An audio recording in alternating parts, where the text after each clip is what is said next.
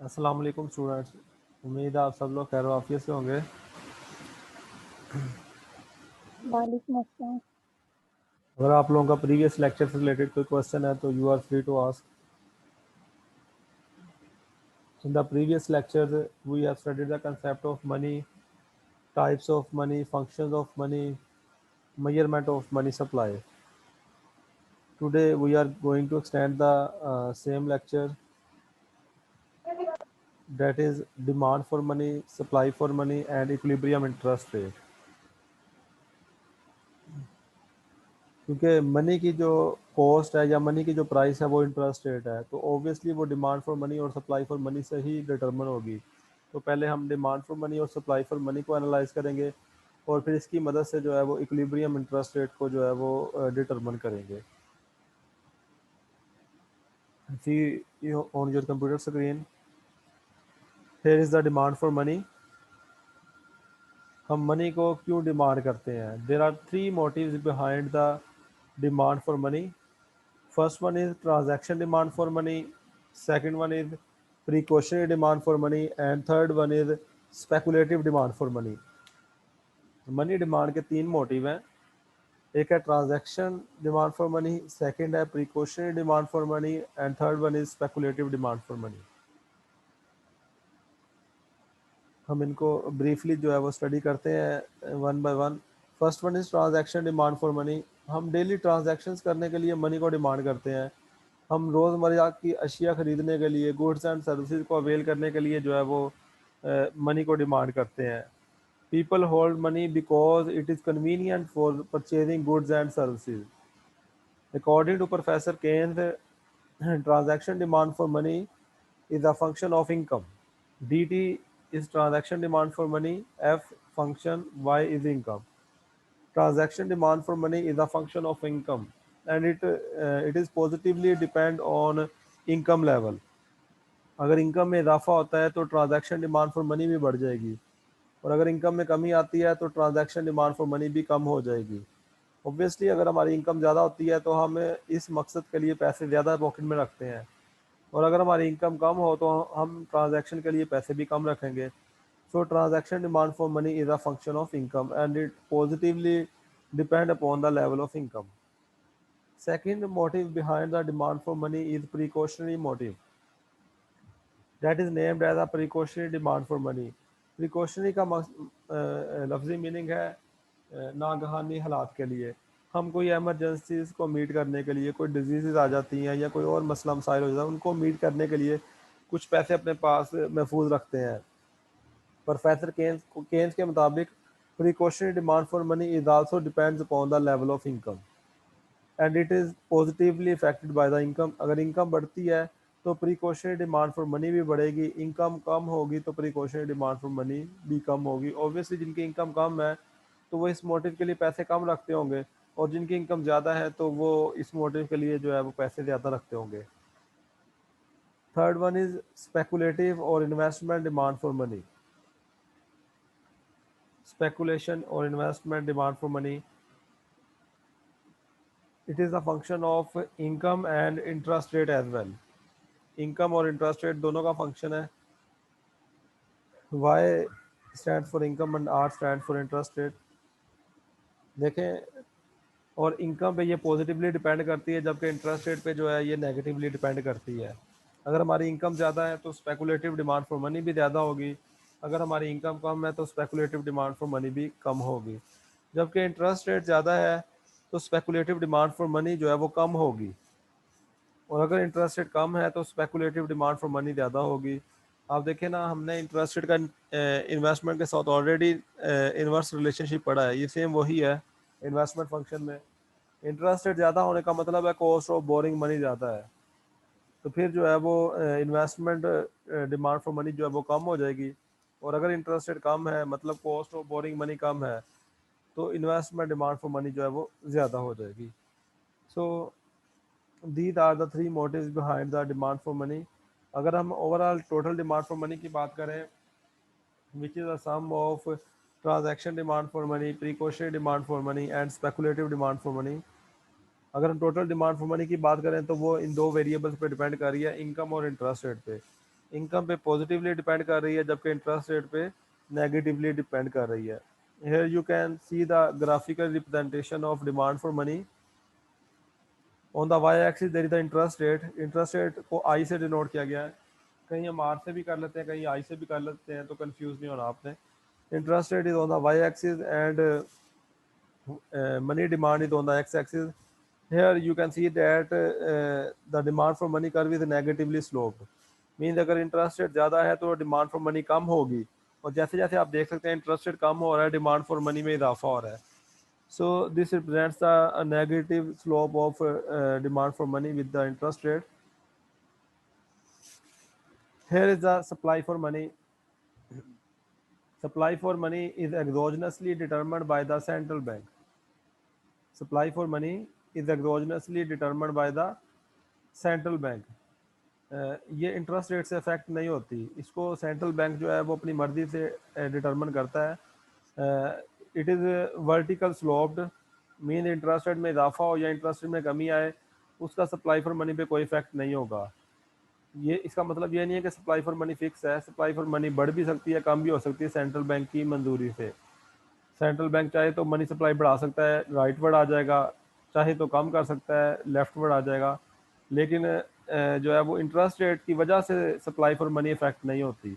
हाँ, supply for money जो है वो इंटरेस्ट रेट को ज़रूर इफेक्ट कर सकती है, लेकिन हेयर इंडिपेंडेंट वेरिएबल जो है वो वाई एक्सिस पे है, तो इंटरेस्ट रेट जो है वो सप्लाई फॉर मनी को अफेक्ट नहीं करता।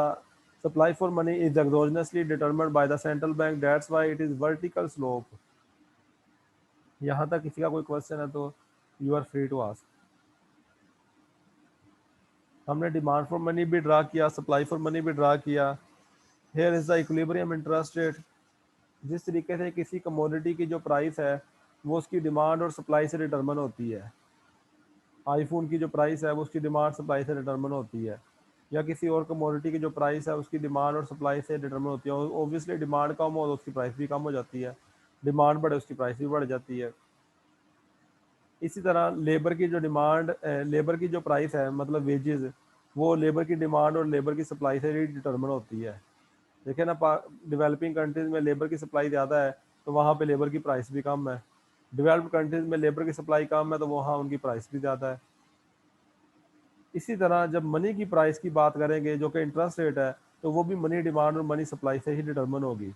Eight that point where money demand is equal to money supply, this will be the equilibrium interest rate. ठीक है, इस तरीके से डिटरमिन होगा। आप डायग्राम में देख सकते हैं, money demand curve is negatively sloped and supply for money curve is vertical slope. At that point where money demand is equal to money supply, at that point where money demand is equal to money supply, this will be the equilibrium point, this will be the equilibrium interest rate point। तो ये equilibrium interest rate होगा। यहाँ तक किसी का कोई question है तो आप पूछ सकते हैं। लेट्स सी के सर, ये, जी बेटा। मनी और वेल्थ में क्या फर्क होता है? मनी और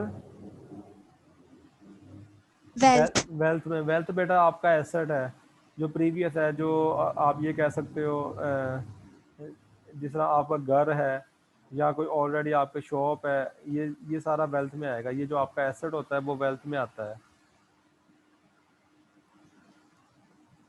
या जी सर, आपको ठीक है। कोई जो विरासती मिला है वो सारा वो आपकी वेल्थ में आता है। क्लियर है बेटा? अब हम देखते हैं कि मनी डिमांड और मनी सप्लाई वो इंटरेस्ट रेट को कैसे इफेक्ट कर सकते हैं, वो भी इंटरेस्ट रेट को अफेक्ट कर सकते हैं। हमने जो पीछे अभी तक पढ़ा है वो था इंटरेस्ट रेट मनी डिमांड या मनी सप्लाई को कैसे इफेक्ट करता है।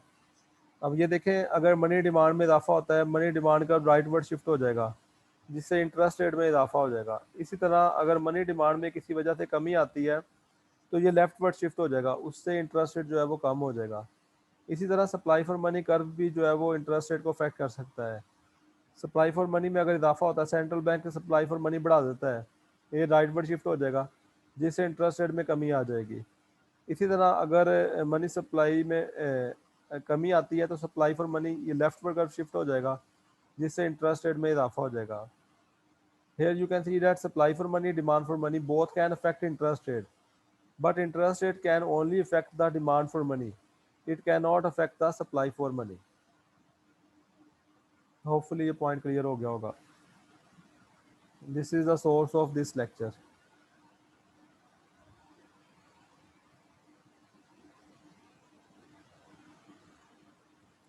Next topic is further extension of this money chapter. Inflation, measurement and types of inflation. First of all, we have to define the concept of inflation. Rise in the overall price level is called inflation. Rise in the general price level is called inflation. किसी एक commodity की price के बढ़ने को हम inflation नहीं बोलते. जब ओवरऑल कंट्री में कीमतें बढ़ती हैं, जनरल प्राइस लेवल बढ़ता है, ओवरऑल प्राइसेस बढ़ रही होती हैं, उसको हम इन्फ्लेशन का नाम देते हैं. When too much money chases very few goods. When too much money chases very few goods.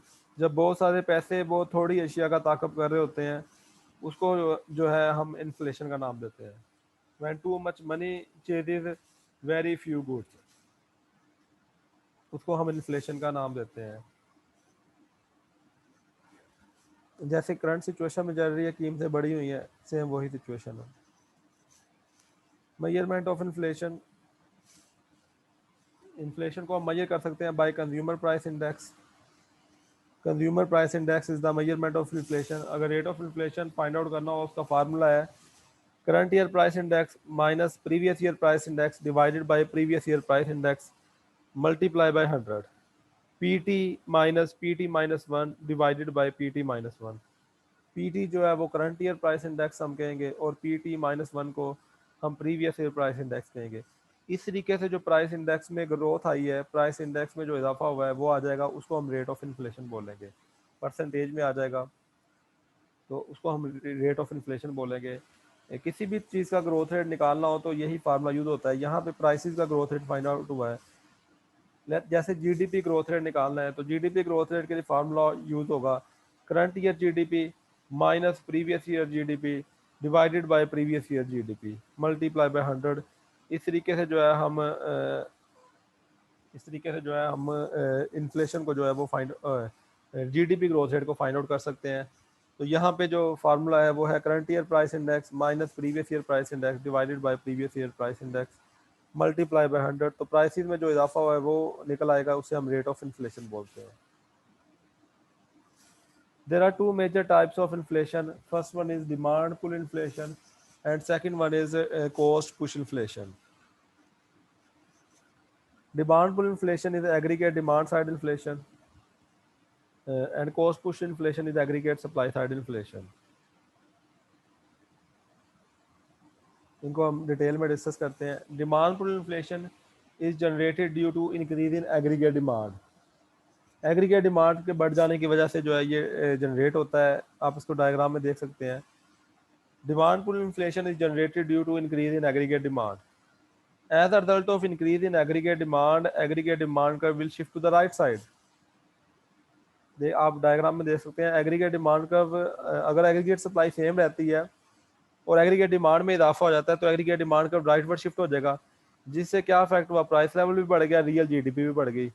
However price level बढ़ गया, इसको हम बोलेंगे demand pull inflation because it is generated due to increase in aggregate demand. Second type of inflation is cost push inflation. Cost push inflation is generated due to increase in the cost of production. Cost of production बढ़ जाने की वजह से होता है. जब cost of production बढ़ जाती है तो आपकी एग्रीगेट सप्लाई कम हो जाती है और एग्रीगेट सप्लाई के कम होने की वजह से एग्रीगेट सप्लाई का जो है वो लेफ्टवर्ड शिफ्ट हो जाता है, which cause decrease in real GDP and increase in country's price level. Here you can see in the diagram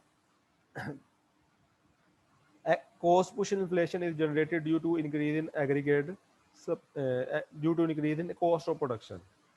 जब cost of production बढ़ेगी, cost of production is the determinant of aggregate supply, तो उससे aggregate supply कम हो जाएगी. aggregate supply का shift leftward A से B point पे equilibrium आ जाएगा, which shows the increase in the overall price level and decrease in real GDP. real GDP कम हो जाएगी, price level बढ़ जाएगा. तो चूंकि प्राइस लेवल बढ़ गया है, this is named as a cost push inflation. हाँ, इसमें रियल जीडीपी कम हुई है जबकि प्रीवियस वाले में रियल जीडीपी बढ़ी थी, तो this condition is more severe than the demand pull inflation. यहाँ तक किसी का कोई क्वेश्चन है तो you are free to ask.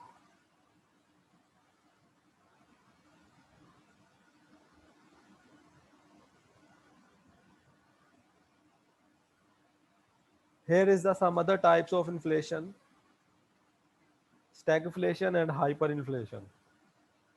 First one is stagflation. ये जो कॉस्ट पुश इन्फ्लेशन के नतीजा में जो सिचुएशन जनरेट होती है जिसमें प्राइस लेवल बढ़ रहा होता है और रियल जीडीपी कम हो रही होती है सेम टाइम में, this situation is named as a stagflation. Stagflation को दो तरीकों से डिफाइन किया जा सकता है। First way to define is stagflation is increasing prices and reducing output is called stagflation. Increasing prices and reducing output is called stagflation. Prices का बढ़ जाना और रियल जीडीपी का कम हो जाना एक ही वक्त में, ये जो सिचुएशन है ये स्टैगफ्लेशन कहलाती है। Second way to define stagflation is increasing inflation and unemployment is called stagflation. एक ही वक्त में इन्फ्लेशन और अनएम्प्लॉयमेंट दोनों का बढ़ना, प्राइस लेवल और अनएम्प्लॉयमेंट दोनों का बढ़ना, ये सिचुएशन जो है ये स्टैगफ्लेशन कहलाती है। अगर हम दोनों डेफिनेशन को कंबाइन करें तो सेम यही चीज़ है, एक ही चीज़ है। पहले में हमने कहा increasing prices and reducing output is called stagflation. Reducing output का मतलब है कि हम रिसोर्सेज को फ्री कर रहे हैं, मतलब अनएम्प्लॉयमेंट में इजाफा होगा। तो अंडरस्टूड है कि प्राइसेस बढ़े और अनएम्प्लॉयमेंट में इजाफा हो, ये स्टैगफ्लेशन कहलाएगा। या प्राइसेस बढ़े और जीडीपी कम हो, this situation is called stagflation. Hopefully ये पॉइंट क्लियर हो गया होगा जी। यहाँ तक किसी का कोई क्वेश्चन है? अगर आपको कोई चीज़ समझ नहीं आई तो आप पूछ सकते हैं। Second other type of inflation is hyper inflation.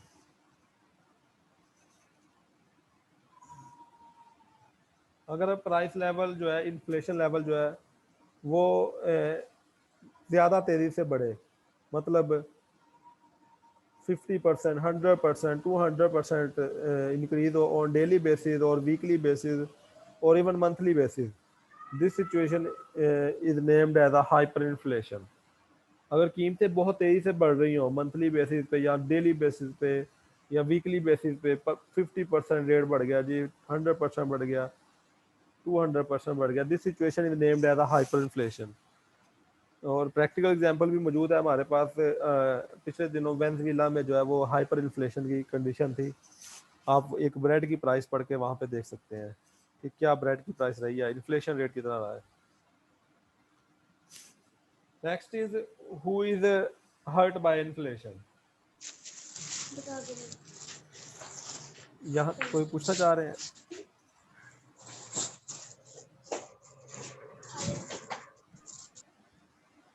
Who is hurt by inflation?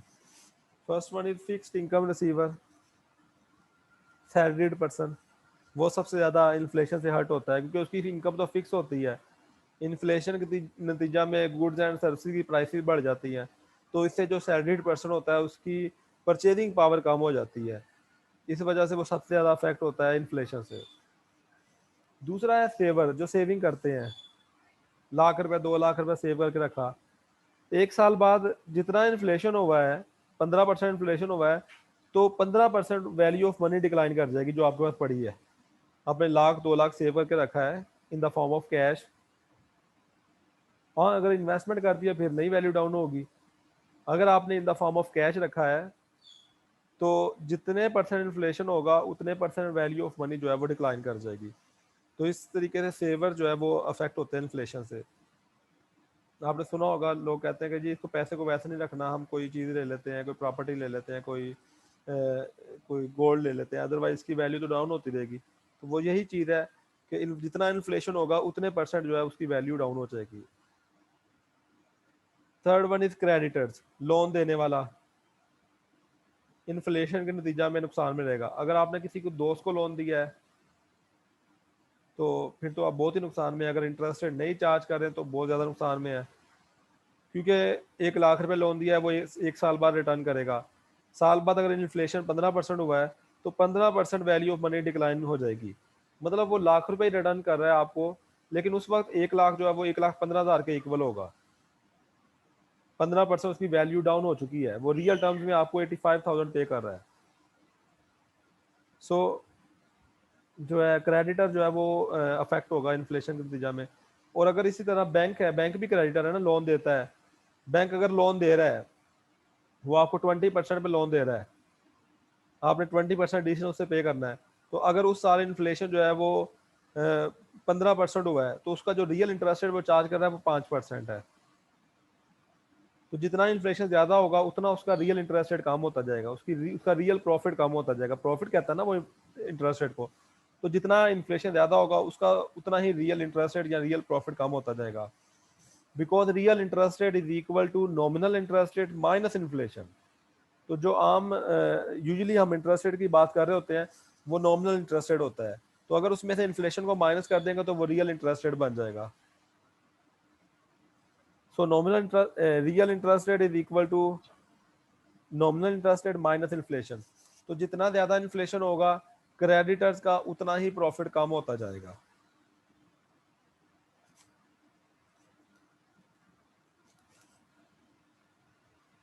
Who is unaffected और helped bye inflation? Flexible income receiver, businessman. वो इन्फ्लेशन से इतना ज़्यादा अफेक्ट नहीं होता क्योंकि उसने अपना प्रॉफिट फिक्स किया होता है कि मैंने 20% जो है वो मिनिमम प्रॉफिट चार्ज करना है ऑन ईच कमोडिटी। तो वो अफेक्ट नहीं होगा इन्फ्लेशन से। फ्लेक्सिबल इनकम रिसीवर, बिजनेसमैन, वो इन्फ्लेशन से ज़्यादा अफेक्ट नहीं होगा क्योंकि उसने अपना प्रॉफिट जो है वो फिक्स किया होता है कि मैंने इतने % प्रॉफिट चार्ज करना है। तो कीमतें बढ़े या कम हो वो अपना 20% चार्ज कर लेता है। इसी तरह डेटर, कर्जा लेने वाला, वो इन्फ्लेशन से इतना ज़्यादा अफेक्ट नहीं होता। कर्जा लेने वाला अगर तो हमने दोस्त से कर्जा लिया है, रिलेटिव से कर्जा लिया है बगैर इंटरेस्ट रेट के, फिर तो बहुत अच्छी बात है। साल बाद रिटर्न करना है 1 लाख रुपया, तो साल बाद अगर 15% इन्फ्लेशन था तो उसकी 15% वैल्यू डाउन हो चुकी होगी। इसी तरह अगर बैंक आपको 20% पे लोन दे रहा है और इन्फ्लेशन 15% चल रहा है तो आप you are paying only 5% real interest rate. You are paying only 5% real interest rate. तो डेटर जो है वो फायदे में रहता है। जितना ज़्यादा इन्फ्लेशन होगा वो डेटर फायदे में रहता है क्योंकि उतनी वैल्यू ऑफ मनी जो है वो डाउन हो चुकी होगी। This is the source of this lecture, today's lecture, chapter 26 and chapter 29 from Corner Blue and Flying। यहाँ तक किसी का कोई क्वेश्चन है तो you are free to ask.